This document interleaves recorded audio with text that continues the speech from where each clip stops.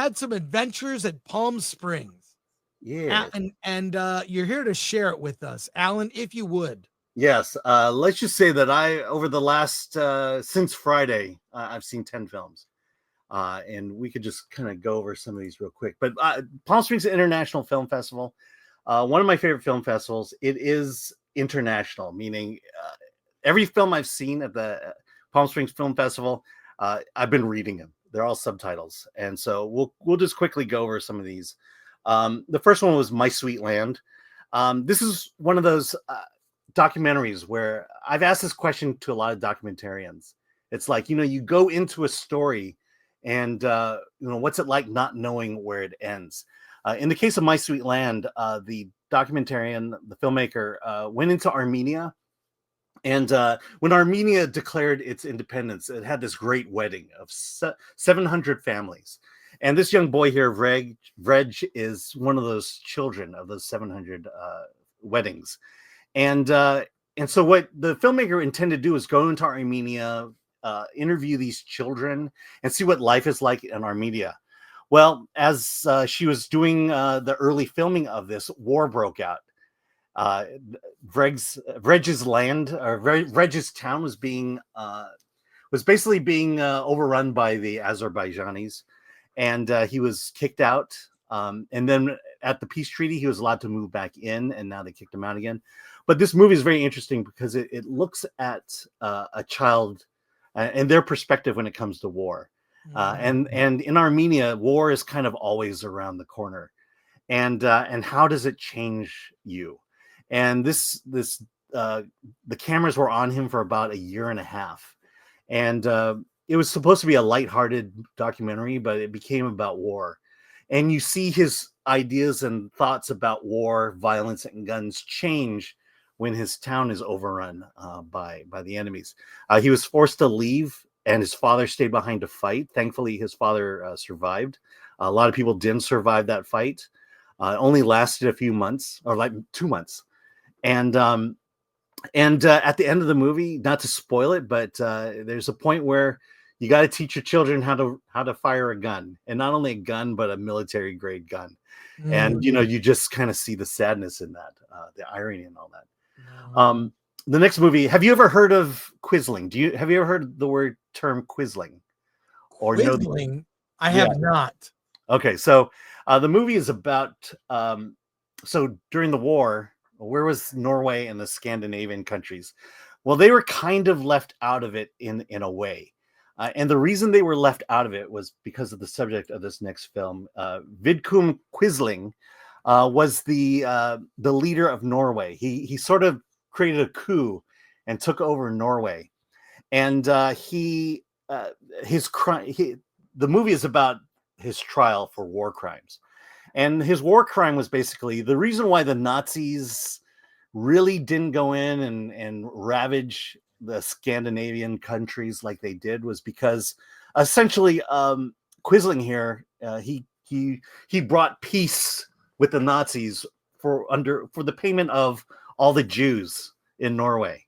And so when he handed over over 1,000 Jews to the Nazis, they kind of left that area alone, and there was quote unquote peace, except for the fact that your Jewish neighbors were now gone.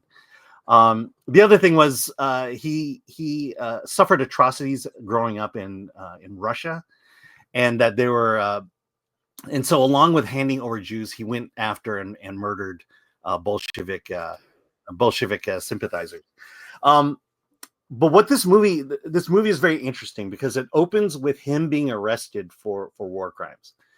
And there is a character in the film called Peter Olsen, who's a pastor. And Quisling demanded that he receive some kind of spiritual guidance.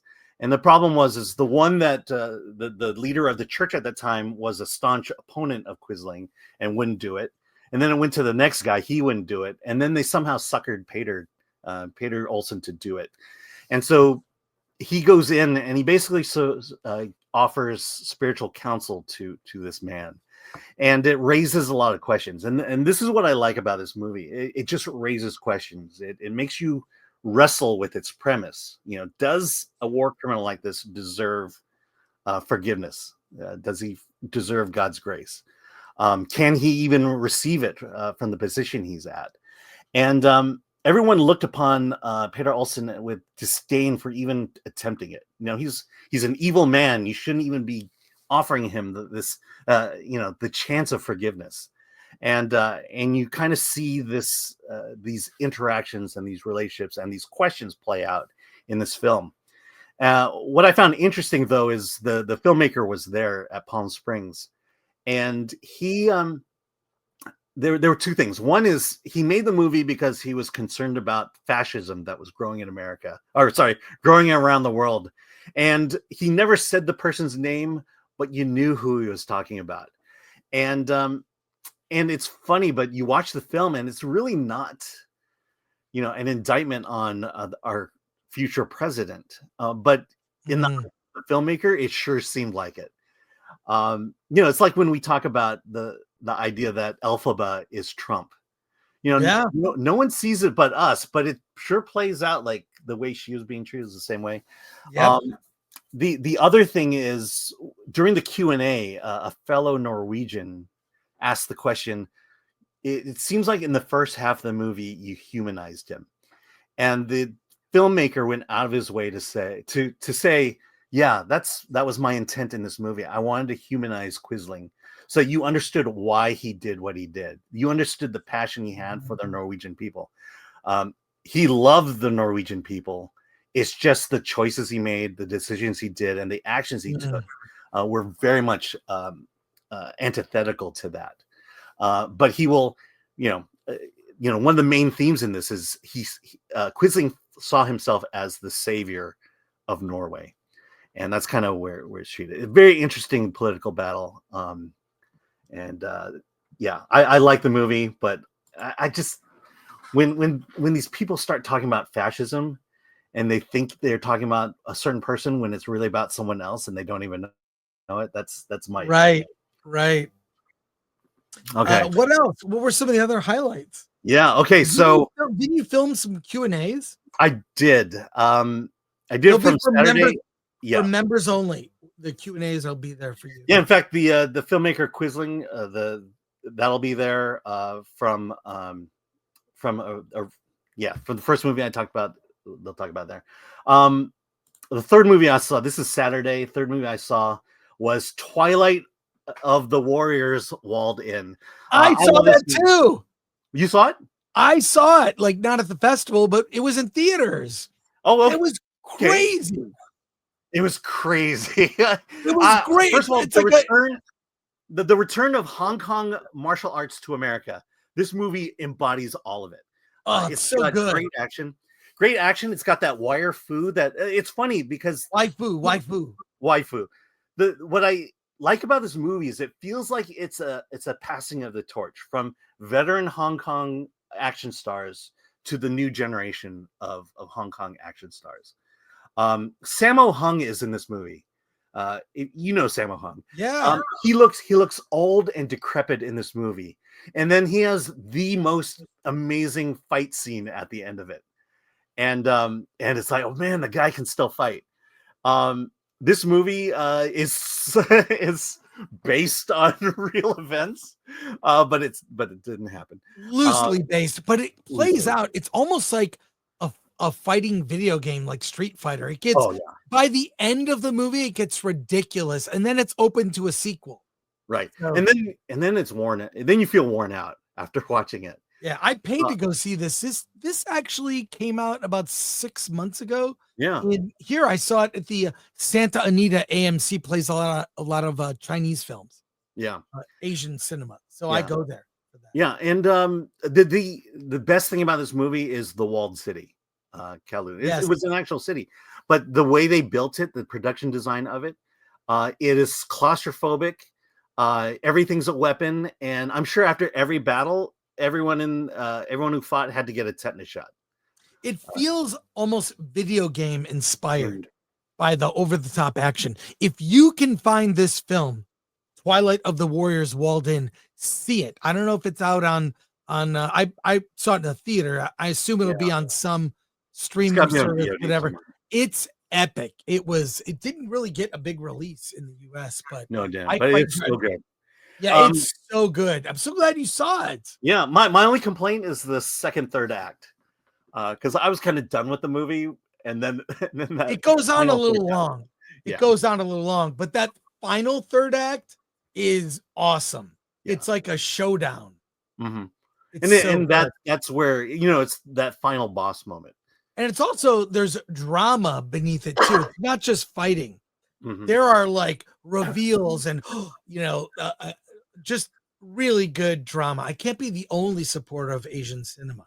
Yeah. No, I mean, Hopefully you can support. yeah, I can too. It's hit or miss. I mean, it's not like everything from Asia is great. No, I know. It's not like there's some but ones this that is are exceptional. This movie is but exceptional. this was great. Yeah. Well, are you going to keep covering Palm Springs? Yeah, I love Palm Springs. I'll tell you why. And I mention all the time, the reason why I like international films over American films is because it's devoid of political correctness. Yep. They They don't care. just want to tell a story. Twilight of the Warriors is not diverse by any means. True. There's not even an LGBT character in this movie. It is just pure action. It is pure machismo. Men saving women, men fighting for the honor of women. It's just a good story and unburdened by American political correctness. Yep. Yeah. Okay. Yeah. The next one. So this was yesterday. I drove real early to Palm Springs to watch Flow. Oh, you finally saw Flow. You finally saw it. What'd you think? Okay, so one thing is I was driving feverishly, fast and furiously to Palm Springs to get to this screening. I was a few minutes late, and the only seats available was the front row. And in Palm Springs, you're literally looking up at the screen like this. So by the end of the movie, I got motion sick. The animation in this movie is very interesting. I think it's part rotoscoping in a way. The camera moves very fluid. It involves a flood, and so when you combine all of those factors, and you're sitting in the front row looking up, you're going to get motion sick. I like this movie. It's a movie about, weirdly enough, friendship and survival. These are the four friends.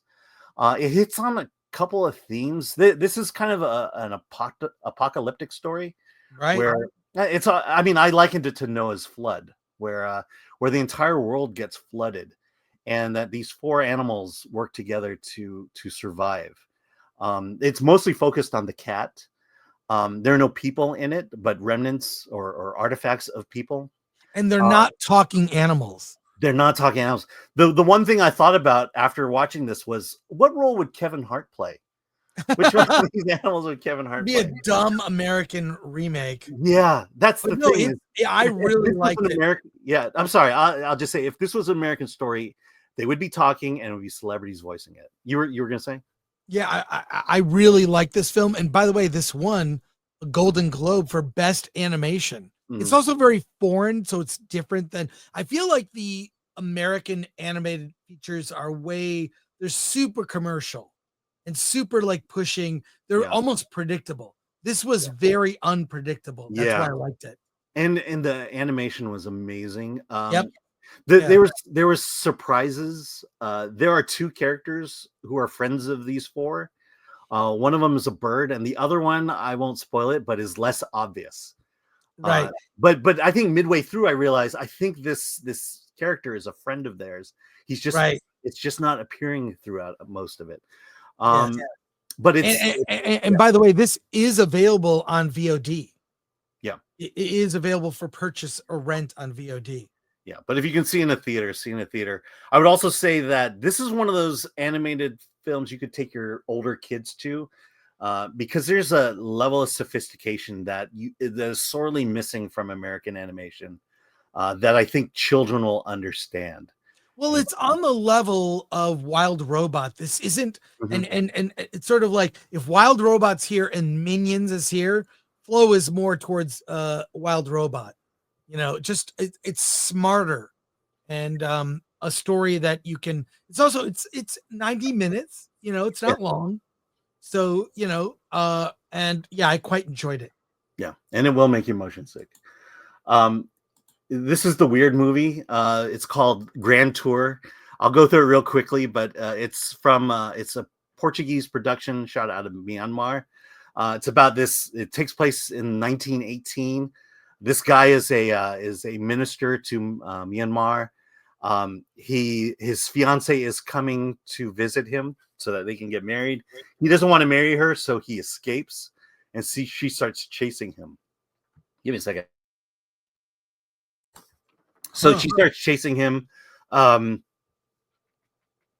he keeps running away. Midway through the film, at the second act, the story switches where the question is, why are you chasing him? Excuse me. And it goes in a different direction. The reason I'm pointing out this movie is this scene here, the scenes that are shot in the past are shot on stage, and I'm pretty sure in Portugal. Yes, Sorry, Alan. tickle in my throat. Okay. So, and this is a very low budget production. So, what do you do when this guy is basically touring Myanmar, and the budget probably isn't there for him to go build sets, really travel. So, while this guy is roaming the countryside to kind of create segues to bring in the country and the culture, they just shot stuff modern and then inserted this into the film. It's kind of interesting. Very much an art piece. All right, so I'll move on from that one. How many more to go? Yeah, I'll do two. Excuse me. Do you have some water, Alan? I got water. Let me get the water. I wanted to. I'll do this one real fast, and then we'll talk about the last one. But this is called When Fall is Coming. It's about two elderly women who have problems with their kids.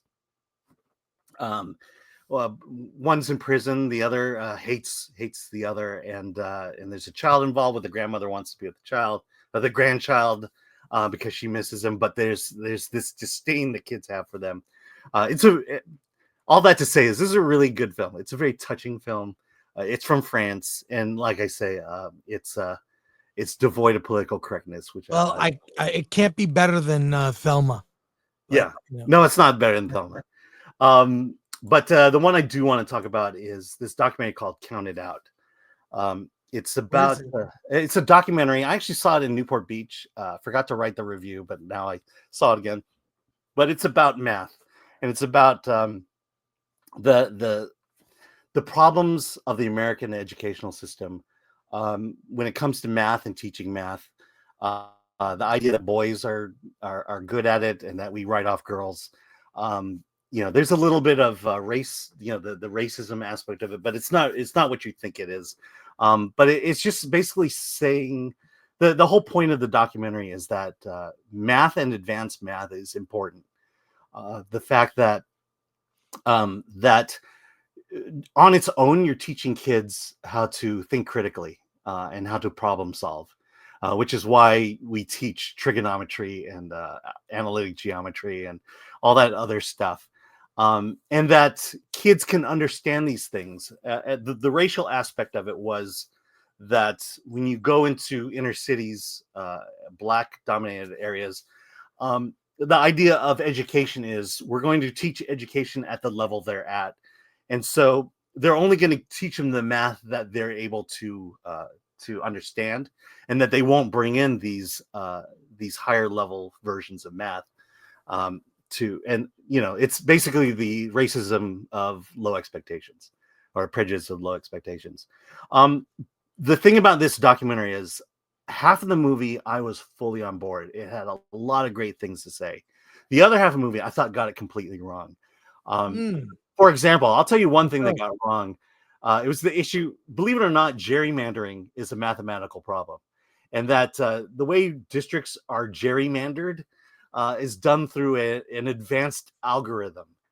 And when gerrymandering was brought to the Supreme Court, Chief Justice Roberts said, there has to be a more simpler way to draw these districts, that the average person isn't going to understand the mathematical algorithm of how you built or how you drew these lines.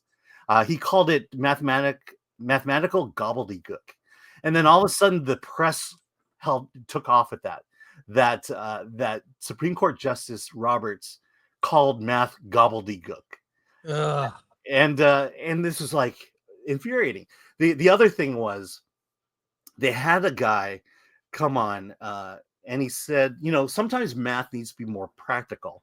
For example, you could do, if you have a 20-ounce glass of a 20-ounce milkshake and you drink it 1.5 ounces per second, how fast are you going to drink it? And he goes, look, that problem doesn't make sense because it doesn't account for a lot of things, like the fact that this is a constant drink. You're not going to drink an entire shake all at one time, so that it affects the time and things like that. And so he complains about the fact that we do these statistics and we don't factor in other factors and elements to kind of give you the real answer to the question of how fast can you drink a milkshake. Then it cuts to kids in high school. This is just before COVID is about to take off, and the question they're given is, how fast will everybody in the world get COVID? And the kids their minds were blown because it would only take a couple months before everyone is dead of COVID. And it just contradicted what the guy said before, is that COVID wasn't going to be spread at a constant rate, and that there were going to be other factors involved that we didn't bring in, and so on and so forth. And so, and so, as much as I like this documentary, I was frustrated because it didn't feel like it was focused on one thing. The fact that we're talking about gerrymandering, and now we're talking about COVID, and we're talking about the gender gap and the racial gap. It was like it was everywhere all at once, everything everywhere all at once. But what I did like at the end was there was a guy who basically said, with math, question everything. Just because someone gives you a statement, doesn't mean you automatically have to believe it.